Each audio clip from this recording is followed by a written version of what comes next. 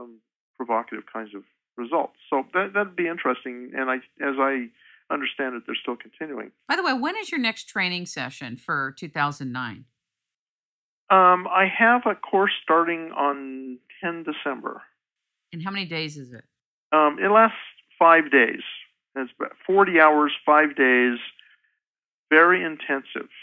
It sounds like a big commitment. How many people are optimal for a class? I prefer not to teach any more than 2 people at a time per instructor. So, for example, if I have 2 people sign up for a class, then I will be their instructor.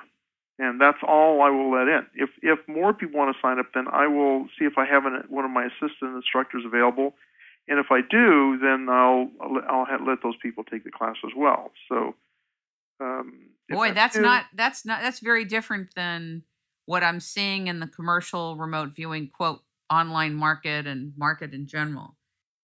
Yes, there's an attempt to scale this up where one instructor might teach 20 or 30 or 50 or even in some cases 500 people. And while you can teach the rudiments of remote viewing to a group that large, it's very hard to actually transfer the skill.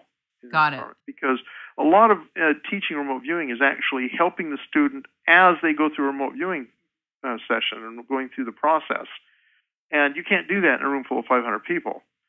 So that's very much a one-on-one kind of an intimate sort of a situation where it takes one instructor and one student to work through a session like that and to be able to work through the process. By the way, I like what you said about transferring the skill, because at the end of the day, it would not be sufficient to just have information and walk away after 5 days with a lot of exciting information and have no skill being developed.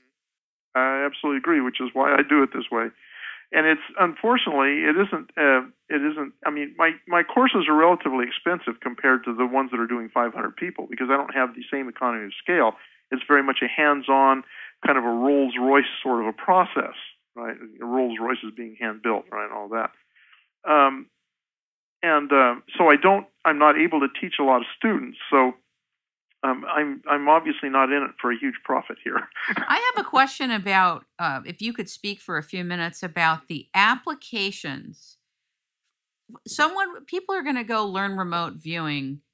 For what purposes? What applications? What are their motivations for learning it? And what can they expect in terms of being able to have the skill transferred to them to apply this to what? What will they be empowered to potentiate? You're basically asking the question, why learn remote viewing? Exactly. Yeah. And the answer to that is almost as varied as there are people.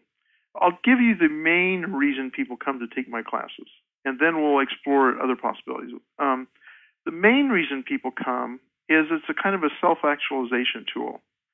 Here they are taking on something that society claims is impossible to do. And so if society says it's impossible to do and yet you do it, that you're successful at it, what does that say about you? And how does that affect your perception of not just yourself, but all humans in general? And so people find it in that respect a very rewarding and enlightening kind of a transformative experience. I mean, I can't use the word differently.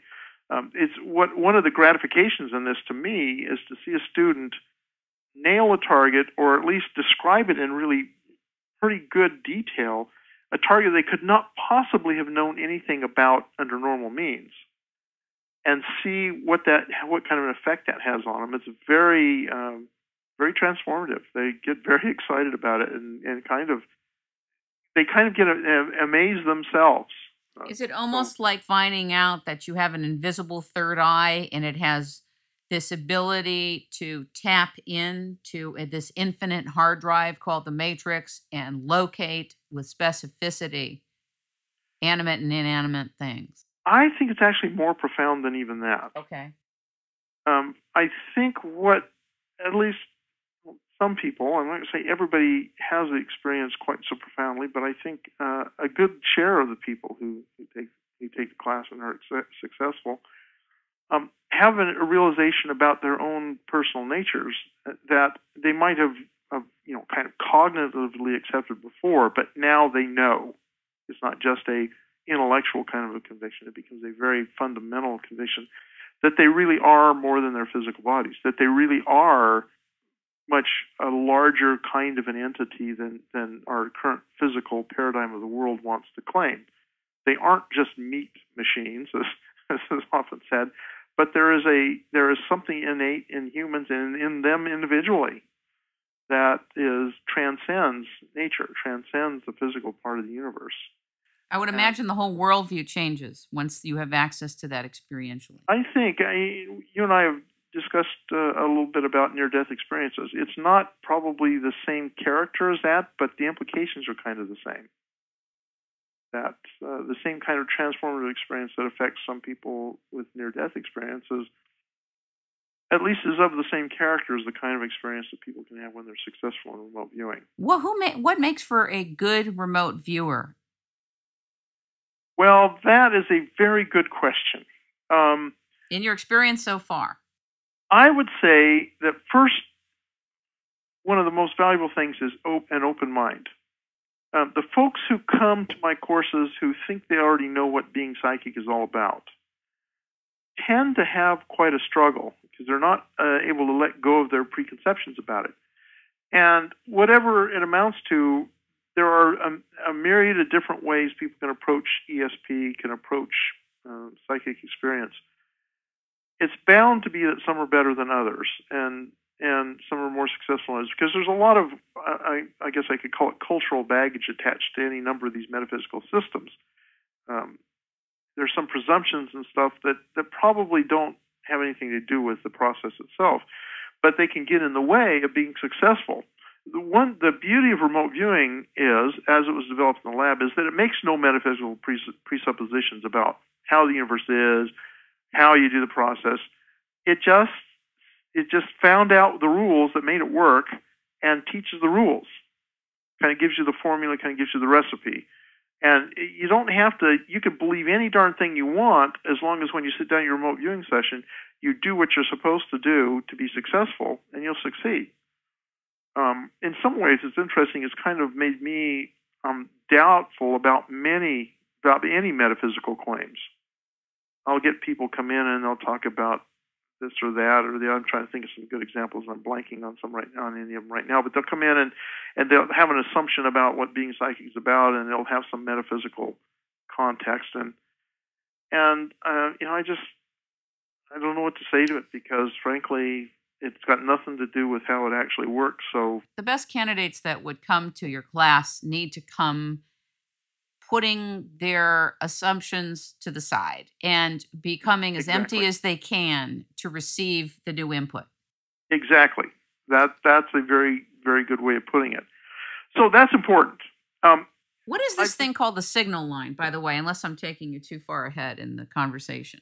Well, I'm going to give you a couple more criteria. Okay, hopefully sure. I won't get carried away philosophizing like I did on the previous one. But another one is, although I think everybody has the underlying capability, some people get it a little bit better than others. And part of it is, I think, and this is shown in the laboratory, the more intelligent you are, as long as you can let go of preconceptions, the more intelligent you are, the easier it is for you. It doesn't mean if you don't have the hugest IQ in the world that you're not going to be successful.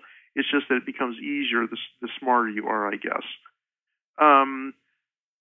Oftentimes, actually a little hint of skepticism helps. You come in thinking that it might be possible, but not absolutely sure. In other words, you're not a true believer. You're not already sold on it. Interestingly enough, that tends to help people succeed, I think, as well.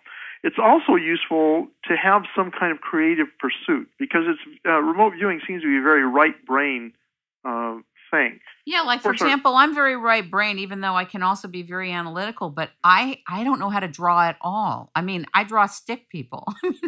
Do I have to take a drawing class if I want to learn this? Well, I actually recommend folks develop their drawing skills, but you don't have to do that to learn it. Okay. And you don't even have to have good drawing skills to be successful at it. It's just that sketching and drawing is one of the ways you download information. And so if you have some capability at representing things the way you're perceiving them, that's always helpful. Isn't that book, Drawing on the Right Side of the Brain, doesn't that help activate the area or faculty that allows you to draw and sketch? That is a wonderful book. And in fact, I used it as an instruction tool. They asked